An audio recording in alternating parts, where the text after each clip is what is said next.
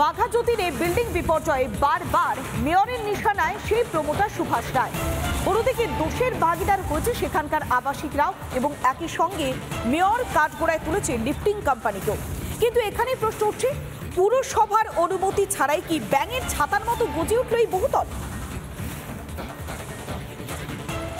Baghajatin Vidyasagar colony 3/47 Vidyasagar, এই যে শুভ apartment, যে বাড়িটি গত পরশুদিন হেলে পড়েছিল, এই বাড়িটি যেদিকে হেলে রয়েছে, অর্থাৎ এই বাড়ির পেছনে যে নীল রঙের বাড়িটি, সেই বাড়িটির দিকেই এই বাড়িটি হেলে রয়েছে। সম্বল ছিল ফ্ল্যাটের ছাদটুকু, সেটাও খুইয়ে ফেলতে হলো তাদের। বাঘাযতীনে ভেঙে পড়া বাড়ির বাসিন্দাদের অবস্থা পথে বসার মতো। জীবনে জমানোর পুঁজি দিয়ে ফ্ল্যাট কিনে প্রতারণার শিকার হতে হলো। লাইফ টাইম গ্যারেন্টির বদলে পথে বসার উপক্রম করে এটা আশ্বাসটা দিয়েছিলেন, যে অ্যাসিওর করেছিলেন যে আরও মজবুত হবে, জিনিসটা সোজা হবে, আমাদের একদম লাইফ টাইম গ্যারেন্টি দিয়েছিলেন। তা গ্যারেন্টির ফল আপনারাও দেখছেন, আমরাও দেখছি। বাঘাযতীনের বিপর্যয়ে নিজের দফতরে দোষ দেখতে পাচ্ছেন না মেয়র ফিরহাদ হাকিম। শুধুমাত্র প্রমোটার সুভাষ রায় ও লিফটিং কোম্পানির ঘাড়ে দায় চাপাতে ব্যস্ত কলকাতার মেয়র। তারা নিশ্চিতভাবে সেই অন্যায়টা করে, তারা অন্যায় হয়ে অন্যায়টা করেছে, যেটা জানতে অন্যায় করেছে। তাই লিফটিং কোম্পানি তারা সয়েল না দেখে, ইঞ্জিনিয়ারের তত্ত্বাবধান না রেখে এই এত বড় কাজটা করা তাদের উচিত হয়। আশ্বাস দায় ঠেলাঠেলিতে ব্যস্ত ফিরহাদ হাকিম, কিন্তু মেয়র কাউন্সিলর বড় অফিস না জানলে কার অনুমতিতে বেআইনি নির্মাণ? এভাবেই দায় ছাড়তে পারে কলকাতা পুরসভা। তৈরি করে টাকা নিয়ে কন্ট্রাক্টরদের কাছে ধারে দোষ চাপিয়ে দিয়ে নিজের দোষটা চাপিয়ে এখন বলছে যে কন্ট্রাক্টর দায়ী। আমি মনে করি মেয়র হিসাবে, আপনি কাউন্সিলর হিসেবে আপনি দেখেননি, তাই এই অবস্থা। মেয়র ফিরহাদ হাকিম অসত্য বলছেন। যখন এই বাড়িটা তৈরি হয় বাঘাযতীনে, তখন ওখানকার কাউন্সিলরের নাম মিতালি ব্যানার্জি, তৃণমূল। তখন মেয়রের নাম শোভন চ্যাটার্জি, তৃণমূল। বাড়িটা যখন ভাঙলো, তখনও কাউন্সিলরের নাম মিতালি ব্যানার্জি, তৃণমূল। আবারও চোর পালানোর পর বুদ্ধি বাড়ল রাজ্য সরকারের। জ্যাকিং পদ্ধতিতে বাড়ি মেরামত নিয়ে কড়া বিধিনিষেধ পুর ও নগর উন্নয়ন দপ্তরের। কলকাতা পুরসভার অধীনস্থ কোনো এলাকায় হলে কলকাতা পুরসভাকে জানাতে হবে, সয়েল টেস্ট করতে হবে, সেই সয়েল টেস্টের যে রিপোর্ট, সেই রিপোর্ট পুরসভায় জমা দিতে হবে এবং একজন স্ট্রাকচারাল ইঞ্জিনিয়ারকে দিয়ে গোটা বিষয়টি পরীক্ষা করার পর তারপর অনুমোদন পাবে এই নির্দিষ্ট কোম্পানি। গার্ডেন রিচের বহুতল বিপর্যয় থেকে শিক্ষা নেয়নি পুরসভা, যার প্রমাণ হাতে নাতে পাওয়া গেল বাঘাযতীনে। পদে পদে সামনে আসছে পুরসভার গাফিলতি, তাও দোষারোপের খেলায় মত্ত মেয়র। এভাবে আর কত দোষ আড়াল করবেন ফিরহাদ হাকিম? রিপাবলিক বাংলা। বিশ্ব হিন্দু পরিষদ তাদের স্টলের জন্য জায়গা পাচ্ছে না, আর এবার হাইকোর্টে রীতিমতো ভর্ৎসনার মুখে পড়ল বুক সেলার্স এবং পাবলিশার্স গিল্ড। অবিলম্বে বিশ্ব হিন্দু পরিষদের স্টলের জন্য জায়গা খুঁজে দিতে হবে গিল্ডকেই, এমনটাই নির্দেশ দিয়েছে হাইকোর্ট।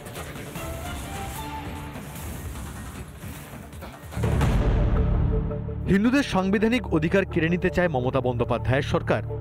কলকাতা বইমেলার উদ্যোক্তা বুক সেলার্স অ্যান্ড পাবলিশার্স গিল্ডের বিরুদ্ধে মতামত প্রকাশের স্বাধীনতায় হস্তক্ষেপের অভিযোগ। বিশ্ব হিন্দু পরিষদকে এবার কলকাতা বইমেলায় স্টল দেওয়ার অনুমতি না দিয়ে আদালতে ভর্ৎসনা শুনতে হলো গিল্ডকে। এদিন কলকাতা হাইকোর্টে গিল্ডের তরফে জানানো হয় 600 স্কোয়ার ফিট জায়গা চাওয়া হয়েছিল। বিশ্ব হিন্দু পরিষদ কোনো প্রকাশনা সংস্থা নয়। বিশ্ব হিন্দু পরিষদের লেখা যথেষ্ট স্পর্শকাতর, গিল্ড কোনো বিতর্ক চায় না। তবে গিল্ডের এই জোলো যুক্তি আদালতে ধোপে টেকেনি। হিন্দুত্ববাদী সংগঠনটিকে স্টল না দেওয়ার কোনো সঙ্গত কারণ না দেখাতে পারায় গিল্ডকে রীতিমতো ভর্ৎসনা করেন বিচারপতি অমৃতা সিনহা। অমৃতা সিনহার এজলাসে সেখানে স্পষ্টত বিচারপতির মন্তব্য যে এতদিন কি গিল্ড জানতো না যে এই বিশ্ব হিন্দু পরিষদের যে স্টল, সেই স্টল সম্পর্কে? তার কারণ গিল্ডের আইনজীবীর তরফ থেকে স্পষ্টত বলা হয় যে বিশ্ব হিন্দু পরিষদের কন্টেন্ট কন্ট্রোভার্সিয়াল, তাদের লেখা যথেষ্ট উস্কানিমূলক, এই জাতীয় বেশ কিছু মন্তব্য তুলে ধরা। এবং সেই ক্ষেত্রে বিচারপতি স্পষ্ট মন্তব্য যে এতদিন কি তারা জানতো না? প্রতি বছর যখন বিশ্ববার্তা বিশ্ব হিন্দু পরিষদ স্টল দিচ্ছে, তাহলে এবছর কেন নয়? এরপরেই অবিলম্বে বিশ্ব হিন্দু পরিষদের স্টলের জায়গা খুঁজে আদালতে জানানোর মৌখিক নির্দেশ দেন বিচারপতি। বরাবরই কলকাতা বইমেলা বিভিন্ন মতামত, আদর্শ ও বিশ্বাসের মিলনস্থল।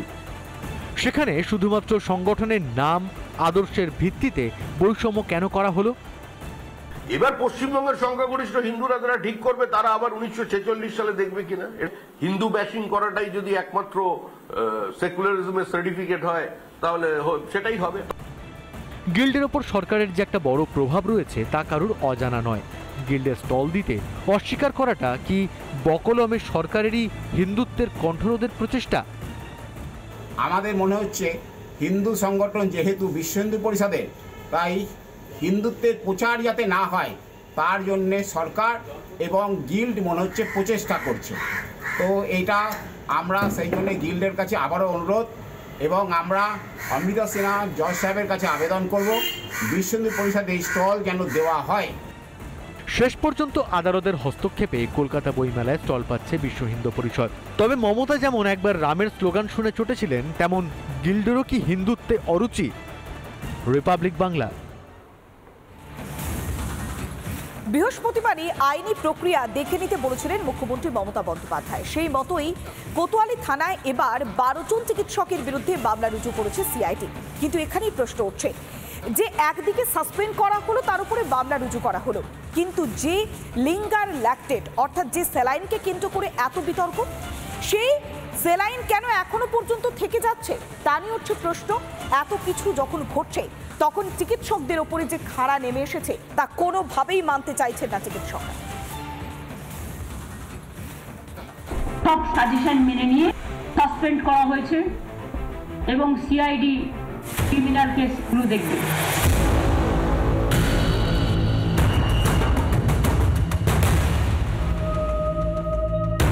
সাসপেনশনের পাশাপাশি আইনি পদক্ষেপের কথাও বৃহস্পতিবারই বলে দিয়েছিলেন মুখ্যমন্ত্রী। মুখ্যমন্ত্রীর নির্দেশ মতো পরের দিন থেকে কাজ শুরু করে দিল সিআইডি। প্রসূতি মৃত্যুকাণ্ডে 12 জন সাসপেন্ডেড চিকিৎসকের বিরুদ্ধে ফৌজদারি মামলা দায়ের হলো মেদিনীপুর কোতোয়ালি থানায়। কিন্তু 12 জন চিকিৎসকের বিরুদ্ধে মেদিনীপুর কোতোয়ালি থানায় ইতিমধ্যেই এফআইআর লঞ্চ করা হয়েছে। কোতোয়ালি থানায় এসে পৌঁছলেন সিআইডির আধিকারিকরা।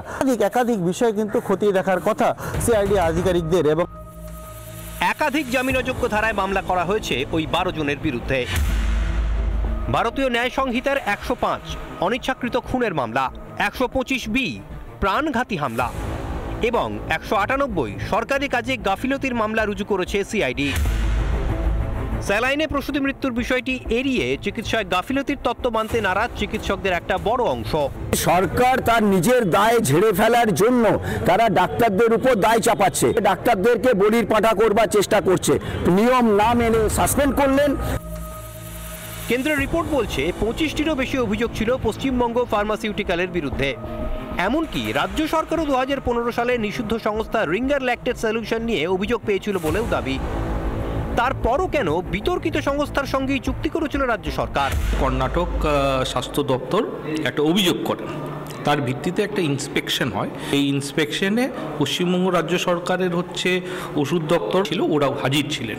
মারাত্মক জিনিসগুলো ওরা পেয়েছে। 27টা কমপ্লেন, মার্কেট কমপ্লেন রেজিস্টার পেয়েছে। ফাঙ্গাস তদারকি করার জন্য কোনো পদক্ষেপ ওরা গ্রহণ করেনি। নেপথ্যে থাকা বড়সড় কোনো দুর্নীতি ধামাচাপা দিতেই কি এখন যাবতীয় দায় চিকিৎসকদের ঘাড়ে চাপানো হচ্ছে? নয়, তদন্ত হওয়া উচিত ছিল সম্পূর্ণভাবে এই স্বাস্থ্য মন্ত্রকের উপরে, স্বাস্থ্য ভবনে তদন্ত হওয়া উচিত। যখন দেখা যাচ্ছে যে 9টা রাজ্য এই স্যালাইন ব্যবহারকে সম্পূর্ণ বন্ধ করে দিয়েছে, কি করে ব্যবহার করাটা বন্ধ কেন করা হয়নি? কর্ণাটকে প্রসূতি মৃত্যুর পরও কেন টনক নড়ল না স্বাস্থ্য দফতরের? বিতর্কের পরও কেন স্যালাইন ব্যবহারে কড়া নিষেধাজ্ঞা জারি হলো না? এখন শুধুই চিকিৎসকদের ঘাড়ে দায় চাপিয়ে পার পাবে স্বাস্থ্য ভবন।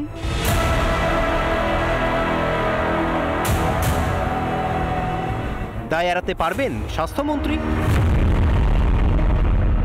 রিপাবলিক বাংলা। নানা ধরনের কন্টেন্ট দেখার জন্য লাইক করুন, শেয়ার করুন আমাদের ফেসবুক পেজ, সাবস্ক্রাইব করুন আমাদের ইউটিউব চ্যানেল। পাশাপাশি অন্যান্য ব্রেকিং নিউজের জন্য অবশ্যই চোখ রাখুন রিপাবলিক বাংলায়।